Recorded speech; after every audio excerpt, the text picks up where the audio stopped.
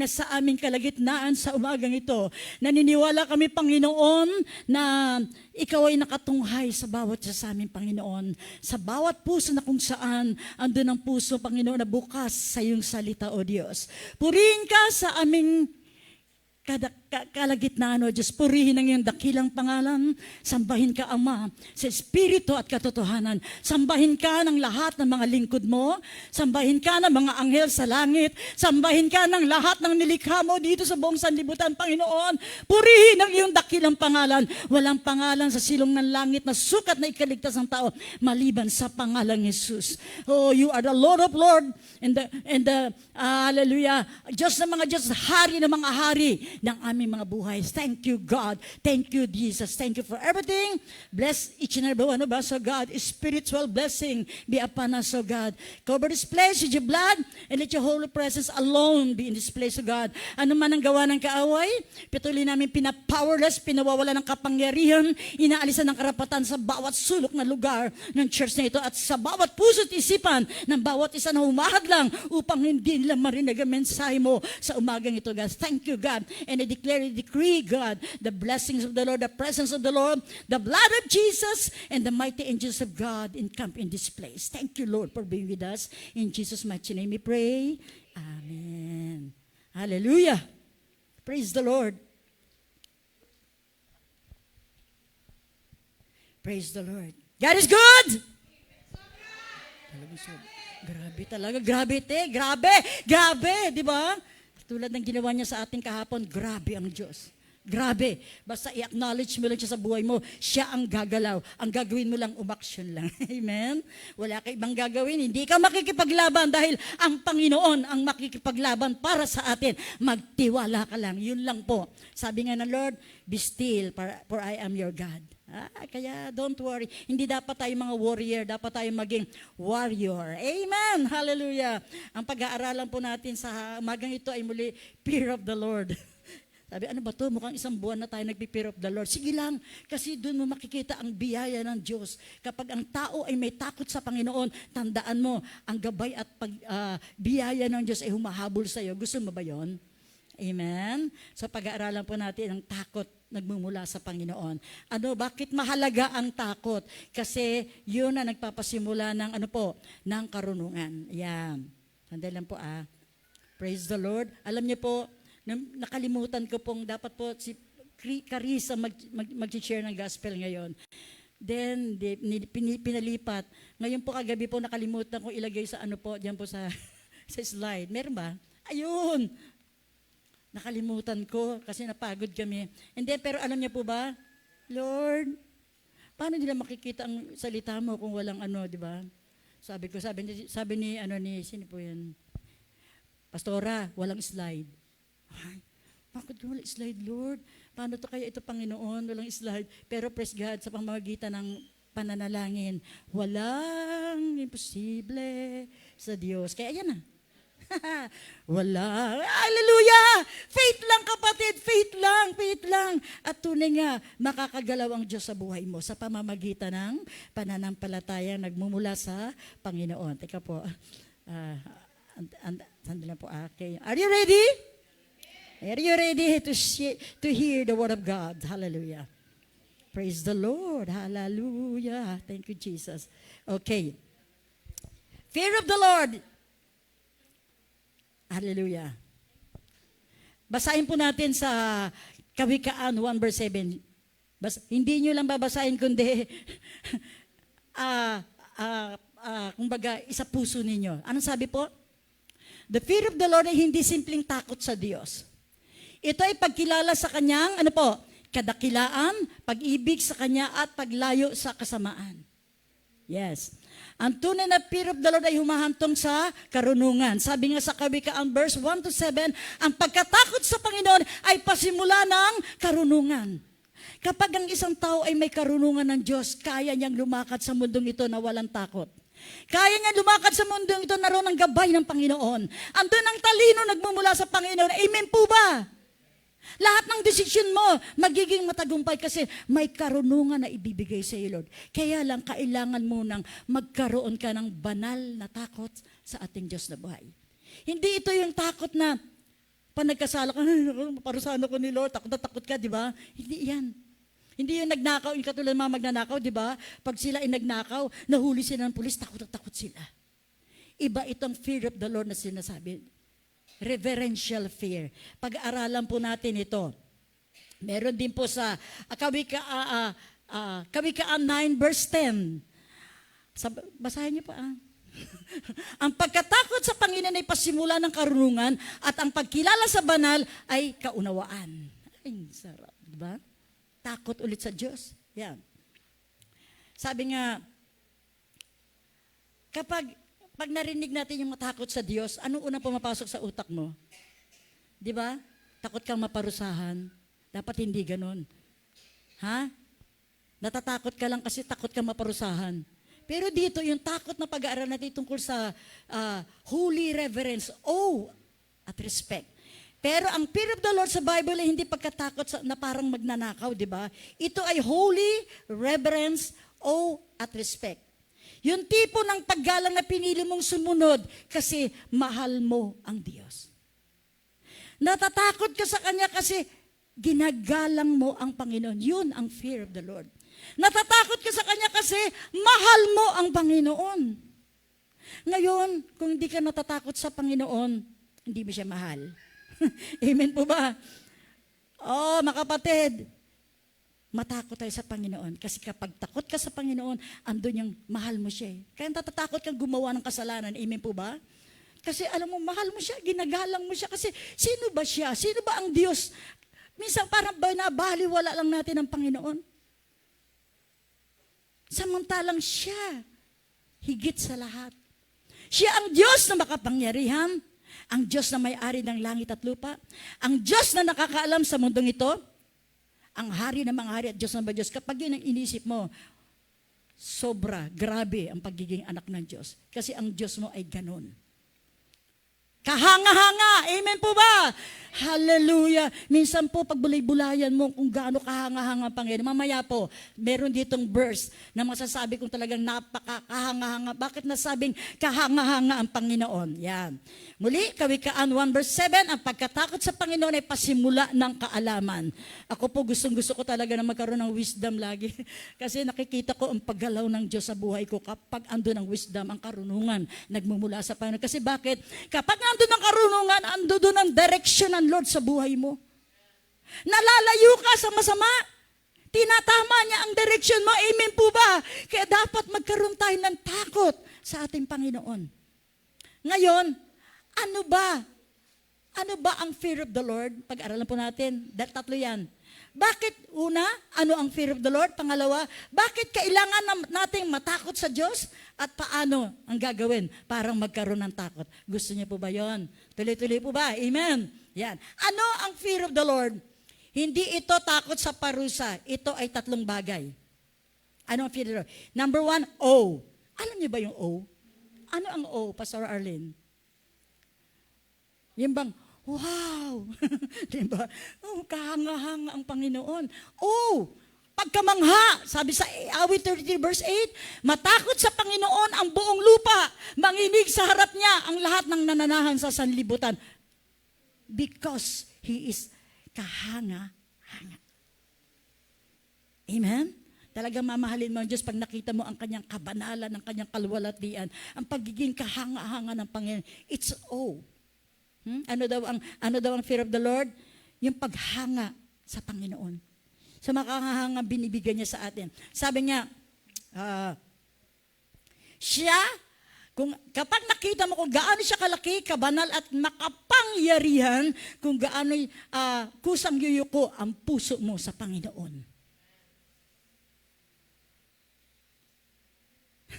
Praise the Lord. Gusto mo siyang maranasan? Matakot ka sa Kanya. Makikita mo ang galaw ng Panginoon sa buhay mo. Number 2, sandali lang tayo. Di ba? Yan, takot na, ano ang takot? Yung bang pagkamangha, natakot ka. Dahil siya ay talagang banal. Ano ang kapangyarihan? Number 2, anong sabi? Ano ang fear of the Lord? Love and respect. Sabi sa Awit 33 verse Sabi po sa Hebrew 12 verse 28, ang sabi ng Panginoon, tayo ay maglingkod sa Diyos na may paggalang at banal na takot. Ito na naman, banal na takot na naman. Talagang kailangan, sumusunod talaga yung banal na takot. No? Kapag naglilingkod ka sa Lord, kailangan meron kang banal na takot sa Kanya. Amen? Kailangan, sabi, may pag-ibig at respeto sa Panginoon. Kung yung mga tao nga dito sa mga matataas na tao, di ba, nirerespeto natin ang ating presidente, nirerespeto natin ang mga senador, pag nakita na respect tayo, dapat how much more ang Panginoon. Igalang natin ang Panginoon sa buhay natin. Mahalin natin ang Diyos sa buhay natin. Amen po ba? Hallelujah. Hallelujah. Nirerespeto mo siya kasi mahal mo siya at ayaw mo masaktan ng Panginoon sa buhay natin. Do you love Jesus? Praise the Lord. At number 3. Madali lang po. Number 3. Ano ang fear of the Lord? Hate evil. Ano hate evil? Ayawan mo ang demonyo. Dahil pag hindi mo siya inayawan, maghahari siya sa buhay mo. Lagi siyang andyan dyan sa'yo. Always present ang demonyo. Nasa tabi lang yan eh. Napakarami nila. Ngayon, kapag bukas ang puso mo sa demonyo, madali siya makapasok. Kaya dapat check your heart. Kapag alam mong ikaw ay nagagalit, huwag niyong hayaang magpatuloy ang galit na papunta sa sama ng loob. Amen po ba? Kapag ikaw ay mga bagay na natatakot ka, huwag mong hayaan na makapasok ang spirito ng takot sa puso mo. Kasi pag pumasok yan sa puso mo, mag-aalala ka. Amen po ba? Kasi hindi nagbigay ng takot ng Panginoon. Nagbigay siya ng courage, nagbigay siya ng love. Peace of mind. Amen? Hate evil, pagkamuhi sa kasalanan, ayawan mo ang kasalanan. Kapag alam mong andyan siya, alam mo yun eh. Kapatid, alam ng mga anak ng Diyos kapag ikaw ay nagkakasala. Amen po ba? Kaya dapat kapag minsan hindi mo sinasadya at nagawa mo, agad, sorry Lord. Parang kami ni Brother Greg, nanonood kami ng TV. Pagpanood namin ng TV, yung mga discoveries, may nakita kami mga tao, yung mukha niya kakaiba. Yung mukha niya. Sabi ko kay Brother Greg, ay, ang ano naman niya? P? Ano yung P? Ganun, sabi ko ganun. Alam mo ay, ba't ganun itsura niya? Nagusga. Alam mo, ang gagad yung conviction ni Lord sa akin. Anak, mali. Ay, Lord, sorry po, Lord. Hindi siya kasi, alam mo ba, hindi siya ganun. Siya ay nilikha ng Lord. Kahit ganun ang itsura niya, lahat ng bagay inilikha ng Lord, lalo na pong tao, di ba? Andun kagad yung conviction ko. Pag may mga nagagawa akong mali, sunod kagad, Lord, sorry po, Panginoon. Yun ang sinasabing inaayawan mong kaaway. Andiyan dyan lang yun siya eh. Pwedeng sa langit, kapag nasa langit ka na, wala nang hahabol sa iyong demonyo. Pero ngayon dito, maraming umahabol na demonyo sa atin. Lalo na sa mga lingkod ng Diyos. Kasi gusto niya, magkasala ka para hindi ka mapunta sa langit. Ngayon, ikaw naman, hinayaan mong pumasok at dumami ng dumami hanggang sa immune ang puso mo, hanggang sa nanlamig ka na sa Panginoon. Kaya ngayon pa lang, kapatid ha, kapag may mga bagay na hindi maganda nagawa ka, sorry agad kay Lord. Alam mo yun. Kasi merong Holy Spirit na nangungusap sa iyo kapag mali ang ginagawa. Maliit man o malaking kasalanan. Amen po ba? Sana maging bukas ang puso natin sa salita ng Panginoon. Sabi sa Kawikaan 8 verse 13, ang pagkatakot sa Panginoon ay pagkamuhi sa kasamaan. Ang daming verse. Takot talaga, no? Ang galing ni Lord. Ang pagkatakot sa Panginoon, namumuhi ka sa kasalanan. Ayaw mo sa kasalanan. Galit ka sa kasalanan kasi yan ang magdadala sa iyo sa kapahamakan. Dalawa lang, kapatid, ang pupuntahan natin. Langit at impyerno. Walang gitna. Amen po ba?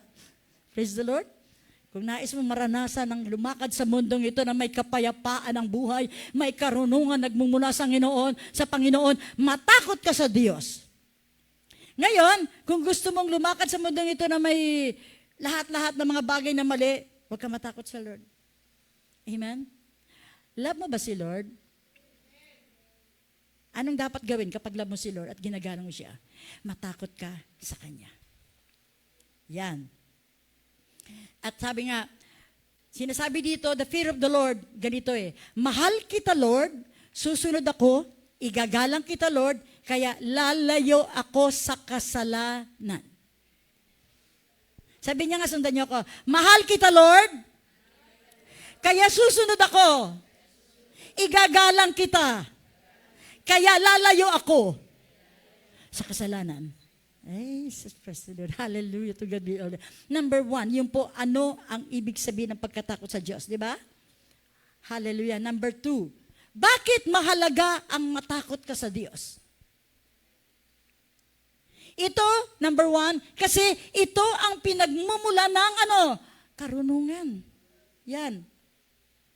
Sabi nga sa Kawikaan 9 verse 10, ang pagkatakot sa Panginoon ay pasimula ng karunungan. Sinabi din yan sa Kawikaan 1 verse 7. Tama po ba? How many times na sinasabi ni Lord yung pagkatakot sa Kanya? Yun ang sekreto para tayo lumakad sa mundong ito na mayroong katagumpayan, na mayroong gabay ng Panginoon kapag ang banal na takot ay nilagay natin sa ating mga puso. Mahal natin siya dahil ginagalang natin. Natatakot tayo sa Kanya dahil mahal natin siya. At lalayo tayo sa kasalanan. Amen. Yan. Sabi nga dito sa karunungan Diyos, walang PhD, walang experience na makakapalit nito. Pag natakot ka kay Lord, matalino kang mag-decide. Yung mga talino ng mga tao sa mundong ito, wala yan sa talino ni Lord. Ang sabi nga ng Panginoon, ang talino ng tao sa libutan ito ay kamangmangan sa aking harapan. Amen po ba? Kaya pag sinabi, ang galing ng taong ito, yung mga gumagawa ng mga invento, bakit? Saan ba galing ang talino nila? Kay Lord. Amen? Kaya hindi natin dapat sila i-idol. Ang galing nito, ang idol ko na to. Bakit? Saan ang galing ang talino nila? Ang ginawa nila mga invention, di ba kay Lord? Ang dapat papurihan sa mga taong ganon, si Lord. Dahil siya ang nagbigay ng talino, kahit mananampalataya ka man o hindi. Yes, hallelujah. Ang may takot sa Panginoon ay pinagpapala ng Diyos. Ito. Yan, number 2, sabing ganoon. Number 2, ito ang nagdadala ng pagpapala at proteksyon. Mabilis ba ako? Pero sige lang. Sabi nga, bakit mahalaga ang fear of the Lord? Kasi siya ang nagdadala ng pagpapala at proteksyon. Sa panahon ngayon, nakakatakot na, di ba? Sabi nga po, sister, bukas daw walang pasok sa school. Kasi maraming death threat.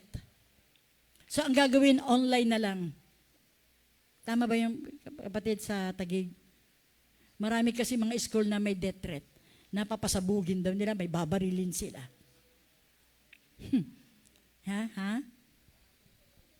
Kahapon pa balita, takot ang mga tao na walang Diyos. Amen.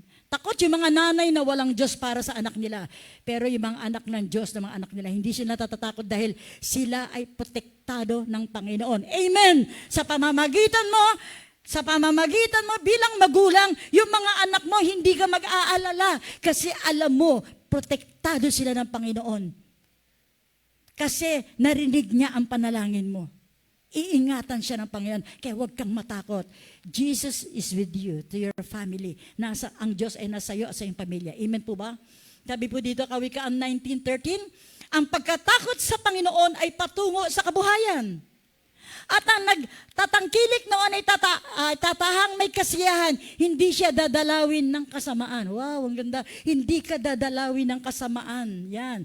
Patungo sa kabuhayan. At sabi nga sa Awit 34 verse 7, ang anghel ng Panginoon ay humahantong sa buong palibot nang nangangatakot sa Kanya at ipinagsasanggalang sila. Hallelujah! Kahit saan ka naroon, the angels of God ay nasa iyo. Kasi sabi ng Panginoon, bibigyan ko kayo ng mga anghel na siyang tutulong sa inyo. Naglalakad kayo sa daan, anghel sa harapan, sa likod, sa harapan, sa gilid mo, ay kasama mo. Kasama natin ang Diyos. Sabi nga, di ako matatakot, di ako malulungkot. Kasama natin ang Diyos. Hallelujah. Kaya nga sabi nga po, kagising mo pa lang sa umaga, you pray. Ibigay mo na ang buhay mo sa Panginoon. Kasi hindi mo alam, paglabas mo sa pintuan ng bahay ninyo, sa buong maghapon, hindi mo alam kung anong taktika ang gagawin ng kaaway. Pero wala siyang magagawa sa mga lingkod niyang patuloy na nananalangin, patuloy na nagbibigay ng buhay nila sa Panginoon. Paglabas niyan, hawi. Lumalabas ka, sabi ng mga diablo, oy, naku, yung anak ng Diyos, hawi, hawi. Pero pag hindi ka nag-pray, ewan ko lang hindi nag-pray, walang sandata. Lapit, lapit.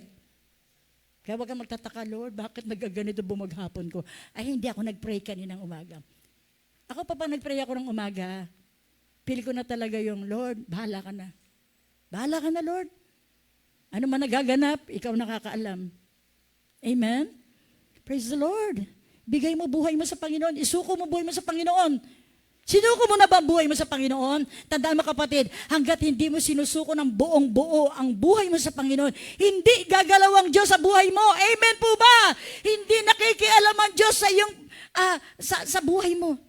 Hinahayaan niya mo na, sige, pag sumuko ka, andun siya. Pero pag ayaw mong ibigay ang lahat sa Panginoon, hayaan ka ng Lord. Hindi nakikialam ang Diyos. Nakikialam lang siya sa mga taong nagbibigay, nagpapasakop ng buhay nila sa Panginoon. Tama ba? Praise the Lord. Hallelujah. Purihin ang Panginoon. Hallelujah. Kaya sabi nyo, kaya sa mga nangyayari at nagaganap sa ating kapaligiran, huwag kang matakot kapatid. Ano man ang mangyari, alam ng Diyos kung sino ka. Alam ng Diyos kung paano kang iingatan. Huwag kang matakot sa nangyayaring sabi, lindol. Ako, bahala ka na Lord. Kung anong mangyari, basta mahalaga ang alam ko, pag ako'y kiniwa mo, andun na agad sa langit. Tama po ba? Sabi nga, to live is to Christ, and to die is to gain. Noon po, takot ako mamatay. Pero ngayon, kung kukunin mo ako, Lord, alam ko pagbukas na mata ko, nandyan ako sa piling mo, Panginoon. Amen po ba? Hallelujah. Kapatid, malapit ang dumating si Lord. Dapat laging ready yung isipan mo, ang puso mo sa Panginoon. Dapat laging naka-tune in ang isipan mo sa Panginoon. Alam mo yung ginawa namin kahapon sa bawat school na aming pinag-pray, talagang may laban. May laban talaga. Buti lang mga warrior itong mga kasama natin. Nag-desire ako na ang bawat school, gawin natin yun. Amen? Okay ba, Pastor Arlene? Kapag inayaan tayo sa ibang school na gawin natin yon, gawin natin. Para makonquer natin ang school na yon para sa mga bata. Hindi mananaig ang kasalanan, bagkus ang Panginoon lamang. Kasi Jesus is Lord kapag ipinagpray mo ang bawat paaralan sa oras na ngayon.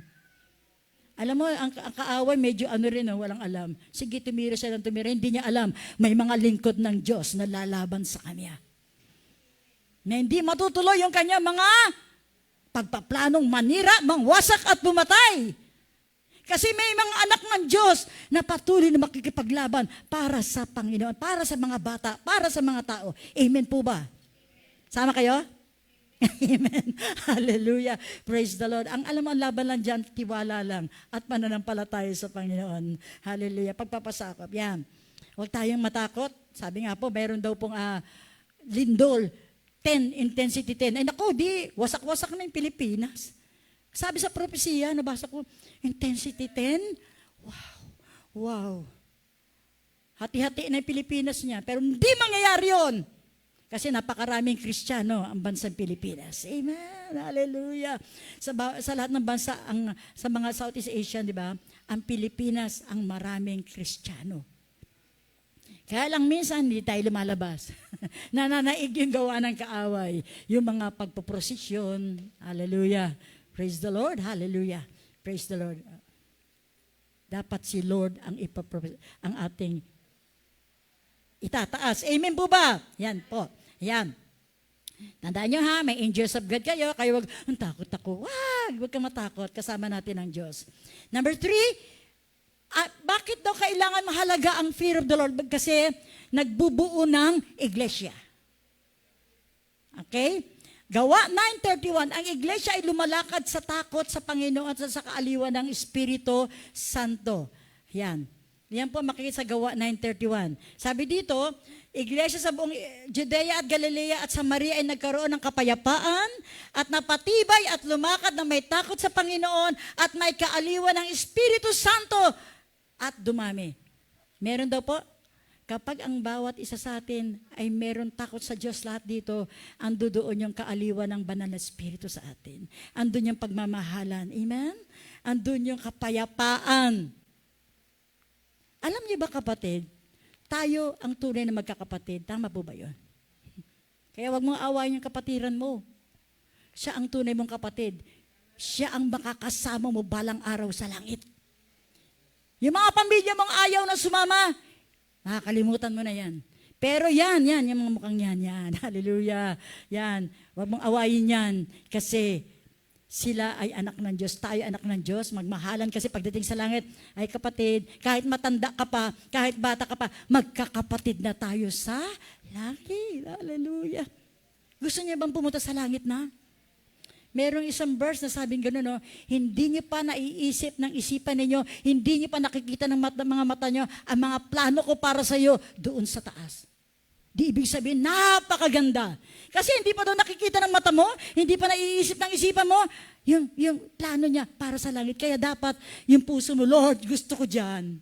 Gusto ko dyan, Lord. Na-amaze ako sa Lord, minsan may konting ano. Nanonood kami ng ngayon, Discoveries. Nakakita kami sa ibang bansa pala, ang lalaki ng mga mga isda. Grabe, ang lalaki ng isda. Ang dami. Alam mo, nung una, wala na sa akin, pero nga sabi ko, Lord, grabe, ang ganda ng mga isda, Lord. Talaga, as in, malalaki talaga. Tapos yung mga, yung crabs. Grabe, ang lalaki ng crabs. Sa atin dito, niliit lang, di ba? Sa ibang bansa, nakos, punong-puno ng biyaya ang dagat para sa lahat ng mga tao. Alam mo, wala akong nabagis sa bibig ko. Lord, ang dami. Lord, ang ganda ng gawa mo. Grabe, amazed ako sa ginawa. Yun ang mga amazed ng ginawa ng Panginoon. Iba't ibang klaseng mga isda na pagkalalaki. Ang ganda. Manood kayo Discoveries. Noon, hindi ako nag-appreciate noon. Pero ngayon, grabe appreciations ko sa ginawa ng Lord. He is an awesome God. Ginawa niya yon para sa atin. Amen. Hallelujah. Yes, hallelujah. Ayan, sabi po, bakit mahalaga ang takot sa Diyos? Number 1, ito'y pinagmumula ng karunungan. Kung gusto mo maging matalino sa paglakad sa mundong ito, matakot ka sa Diyos. Ito ay nagdadala ng pagpapala at proteksyon. Ngayon pa man, huwag kayo matakot, huwag na matakot. Alisin sa puso natin ang takot because God is with us. Amen? Nangako siya, ito ang pangako niya. Matakot ka lang sa Kanya, sundin mo lang siya, hindi ka niya pababayaan. Iingatan ka ng Panginoon ng Kanyang banal na dugo. Amen? Hallelujah. Masyado kayong seryoso. Seryoso ba tayo? At ito ang nagbubuo ng iglesia. Dapat tayong magmahalan. Igalang natin ang isa't isa katulad ng pagmamahal at paggalang natin sa ating Diyos na buhay. Diyos na makapangyarihan. Yan. Ito na tayo kanina. Ano? Bakit? Ito na ngayon. Paano natin madedevelop ang fear of the Lord? Anong gagawin mo ngayon? Alam mo ba? Kung anong gagawin mo? Number 1, sa pamamagitan ng salita. Ano yung salita? Ito ngayon. Sa pamamagitan ng pagbabasa ng Biblia. Ano, di ba? Yan, sabi nga sa Deuteronomy 6 verse 2, na ikaw ay matakot sa Panginoon mong Diyos na iyong ingatan ng lahat niyang mga palatuntunan at ang kanyang mga utos na aking inuutos sa iyo at sa iyong mga anak at sa anak ng iyong anak sa lahat ng araw ng iyong buhay at upang ang iyong araw ay lumawig. Praise the Lord. Ano daw ang susundin mo? Salita ng Diyos. Yes, hallelujah. Mas kilala mo siya sa Biblia, mas rerespetuhin mo siya. Habang binabasa mo ang Biblia, doon mo nakikita yung katangian ng Diyos. Doon mo nakikita yung mga utos ng Diyos. Sabi nga kanina sa ating pinag-aralan, 5 minutes exhortation, hindi naman daw mahirap ang pagsunod sa Diyos. Amen po ba? Hindi ba mahirap? Sa mga taong nagpupursiging sumunod sa utos ng Diyos, hindi yon mahirap. Dapat meron tayong pusong, Lord, gusto ko pong sumunod sa utos mo. Hindi kaya ko ito, Lord. Samahan mo po ako, Panginoon. Kasi pag na-develop sa puso mo ang pagsunod sa Diyos, ang biyaya ng Diyos ay hinahabol ka. Amen po ba? Humahabol ang biyaya. Hindi mo na, alam naman kasi ni Lord yung pangailangan mo eh. Alam niya na, amen po ba? Gusto lang ni Lord talaga maging specific ka, Lord. Pero alam niya na eh. Gusto mo ba yung sumusunod ka sa Panginoon habang naglalakad ka, may blessing, nagugulat ka na, oh, blessing. Galing kay Lord. Bakit? Kasi may ginawa ka, nalugod si Lord sa'yo. Gumawa ka ng kabutihan sa harapan niya. Dapat malugod si Lord sa atin. Hindi siya laging nakangiwi sa atin. Dapat laging nalulugod ang Panginoon para sa sobrang. Di ba, pag may anak ka, di ba? Yung anak mong tatamad-tamad, yung rebelde, hirap na hirap ka magbigay ng pera. Kahit mo ka nagmamakaawa pa yun sa'yo, mabibigyan mo pero dahil sa awa. Amen po ba? Pero yung anak mong masipag, yung anak mong sumusunod lagi sa'yo, halika, merienda ka.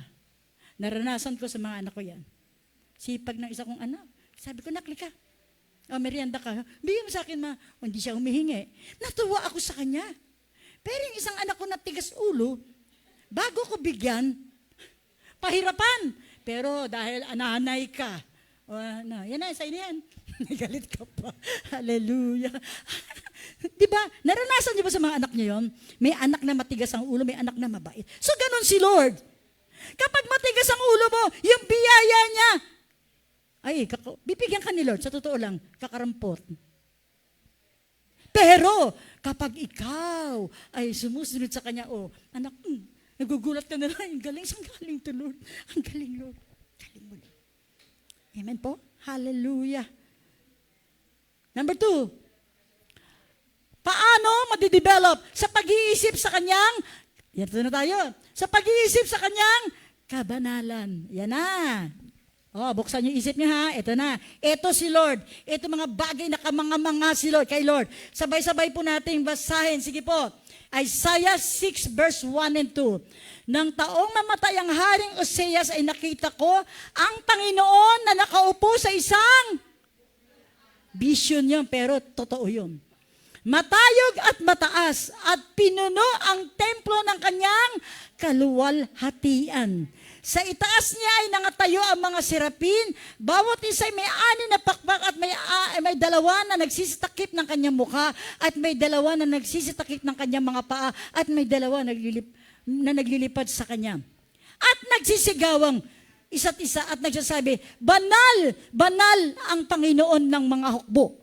Ang buong lupa ay napuno ng kanyang kaluwalhatian at ang mga patibayan ng mga pintuan ay nakilo sa tinig ng sumisigaw at ang bahay ay napuno ng usok. Na magkagayoy, sinabi ko, aba ko, sapagat ako'y napahamak, sapagat ako'y lalaking may maruming mga labi at ako'y tumatahan sa gitna ng bayan na may mga maruming labi sapagat nakita ng aking mga mata ang hari, ang Panginoon ng mga hukbo. Praise the Lord. Saan po ba Isaiah 6 verse 3 to 5?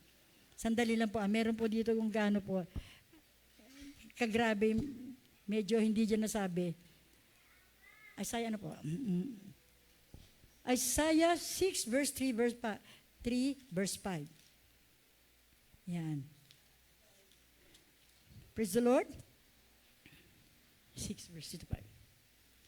Praise the Lord. Hallelujah. Praise the Lord. Hallelujah.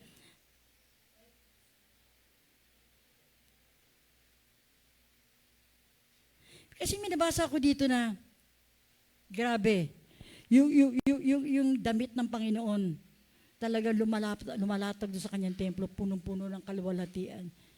Grabe. Baka mamaya pa yan. Ayan, mamaya na lang natin nakita. Sabi nga ni Isaiah, who is me? Sino ako para ang Diyos na aking nakilala ay talagang makapangyarihan at kahanga-hanga. Biro mo yung Diyos na kinakausap mo ngayon, pinaglilingkuran ng mga anghel sa langit. Pinupuri ng mga anghel at yung mga namatay na nandoon nagpupuri sa Panginoon. Samantalang tayo dito, worship. Dapat pagpasok ng worship, andito ka na. Para maranasan mo ang presensya ng Panginoon. Unahin mo ang magpuri sa Diyos. At isa rin ang pagpupuri sa daan para makakilos ang Diyos sa buhay mo. Every time na ako may mabigat na pagsubok sa buhay, dati naman pag mabigat ang pagsubok, umaangal ako kay Lord. Puro angal. Yung kakaangal ko, ang gulo lalo ng isipan ko. Amen?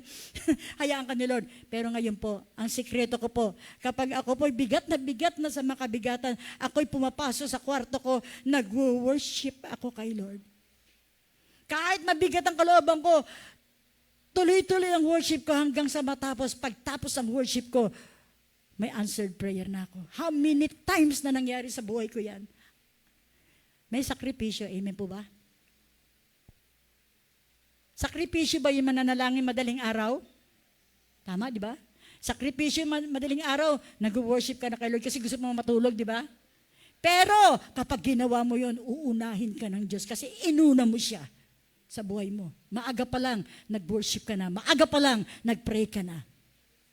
Amen! In-acknowledge mo na siya. Kaya ay, ang anak kong ito, nakakagiliw naman to. Pagpapalain kita. Amen. Hallelujah.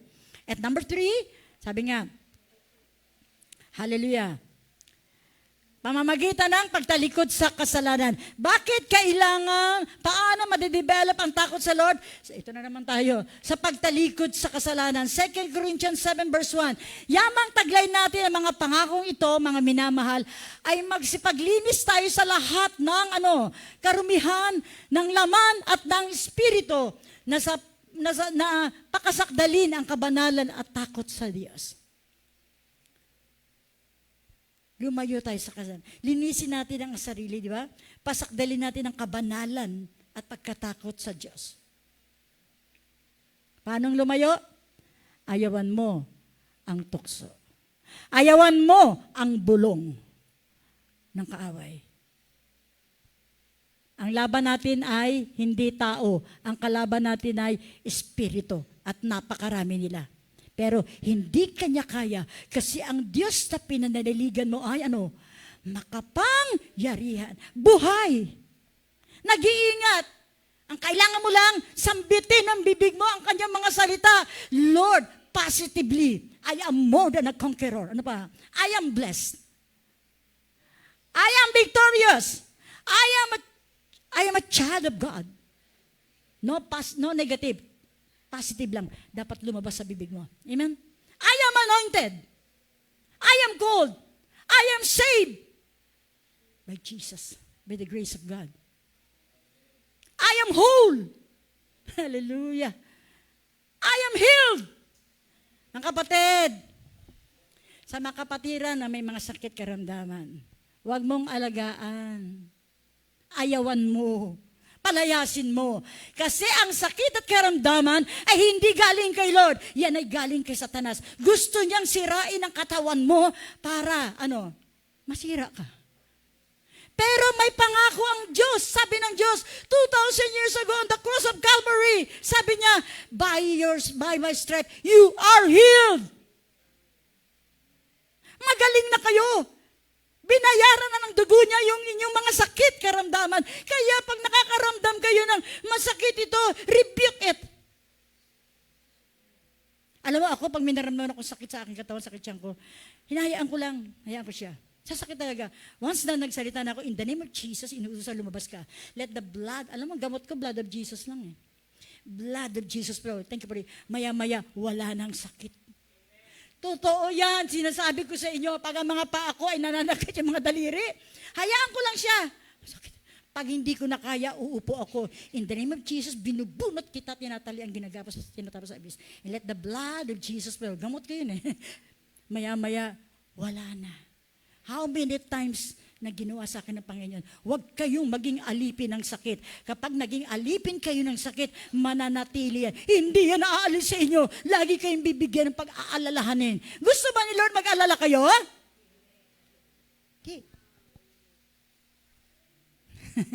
I am healed. Amen. I am healed.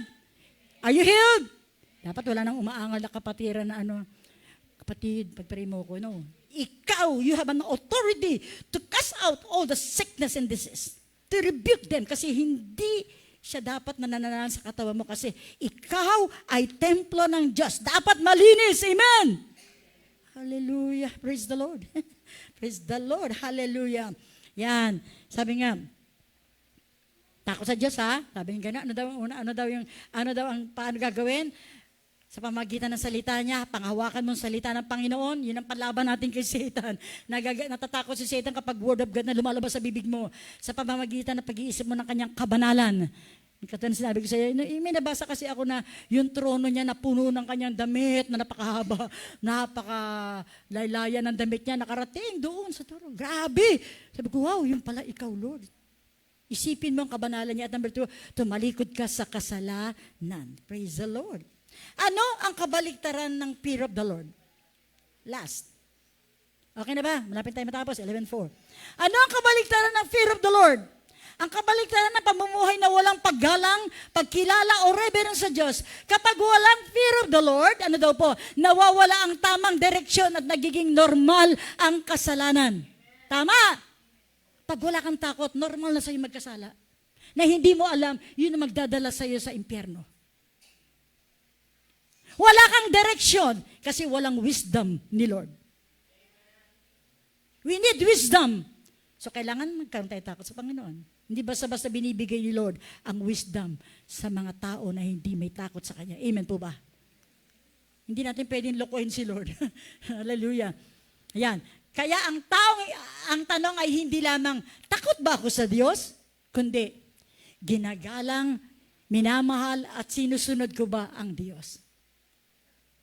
Huwag kang matakot dahil nakagawa ka ng kasalanan. Ito ang tanong mo sa Lord, dapat ginagalang, minamahal at sinusunod ko ba siya? Mag-isip ka kapatid, ginagalang mo ba siya? Sinusunod mo ba siya? Mahal mo ba ang Panginoon? Yun dapat ang tanong ng puso mo. Romans 3:18, walang pagkatakot sa Diyos sa harapan ng kanilang mga mata. Hindi ka matatakot. Wala pagkatakot sa Diyos sa harap ng kanilang mga Romans 3:18. Sabi dito nga huwag kang matakot sa tao, matakot ka sa Diyos. Halimbawa, sample. Hoy, pare, liga, magnakaw tayo. Pare, sugal tayo. Ngayon, ano mangyari ngayon? Sabi niya, pag hindi ka sumama sa amin, lagot ka. Di ba maraming ganyan, pagbabanta, pag di ka sumama sa amin, lagot yung pamilya mo sa amin. Takot ka na ngayon. Anong nangyari? Sumama ka ngayon. Ano nangyari? Yun, napunta ka sa kasalanan. Pero pag papanghawakan mong may takot ka sa Diyos, hindi ka susunod doon. Di po ba? Kapag may takot ka sa Panginoon, ano man ang sinasabing ng tao, ano man yung pananakot niya sa iyo, hindi ka dapat matakot kasi meron kang Diyos na mag-iingat sa iyo. Meron kang Diyos na sasamahan ka. Yan lagi mo lagi sa utak mo. Kaya dapat kailangan meron tayong fear of the Lord. Tama po ba? Tama po ba ang salita ng Panginoon? Hallelujah. Ano sabi ulitin natin? Ang kabaliktaran ng fear of the Lord, kapag walang fear of the Lord, nawawala ang tamang direksyon at nagiging normal ang kasalanan. Amen po. Tumayo po tayong lahat. Hallelujah. Hallelujah. Palakpakan po natin ating Panginoon. To God be all the glory. Hallelujah. Praise the name of the Lord our God. Hallelujah. Thank you, Jesus. May nakuha po ba kayo sa salita ng Panginoon? Hindi po sa akin ang galing yon. Yun ay galing kay Lord. Bago ko tumayo, Lord, hindi ako magsasalita sa kanila. Ikaw ang magsasalita sa kanila. Hindi lang kayo ang tinuturuan ng Diyos, ako rin. Kami rin mga preacher. Kami rin mga nagtuturo sa tinuturuan din kami ng Panginoon. God is good. Grabe. Thank you for the wisdom. Thank you, Lord, sa katotohanan na patuloy ng ibinigay ng Panginoon sa atin. Kaya mga kapatid, napakahalaga ng salita ng Diyos. Amen po ba? Napakahalaga ng umatin every Sunday kasi every Sunday doon yung marinig ang mensahe ng Panginoon na para sa iyo. Hallelujah. Mawit muna tayo sa Panginoon. Isang awitin sa Panginoon. Hallelujah. Thank you, Jesus Christ.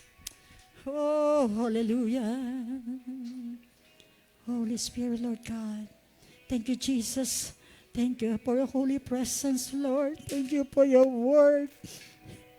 Tunay nga, Panginoon, hindi namin kayang gawin ang lahat ng ito, Panginoon, without you, Lord. We pray for the Holy Spirit na siya magdidwell sa amin. Nang sa gayon, every time nagagawa kami ng mali, ando na ganang conviction mo, Lord.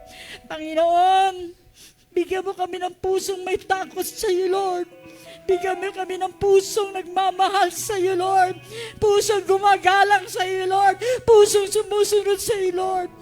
Kasi pag ginawa namin yun, Lord, ipaparanas mo ang presensya mo sa amin. At ang presensya mo, Lord, ay sapat na sa bawat isa sa amin. Thank you, Jesus. Praise the Lord. Who is like you, Lord, in all the earth? In your presence, Much sapat na sa amin, Lord. beauty in this world. Yes, O Lord. Nothing in this world will satisfy. Jesus, you're the God that won't run dry. Your presence is heaven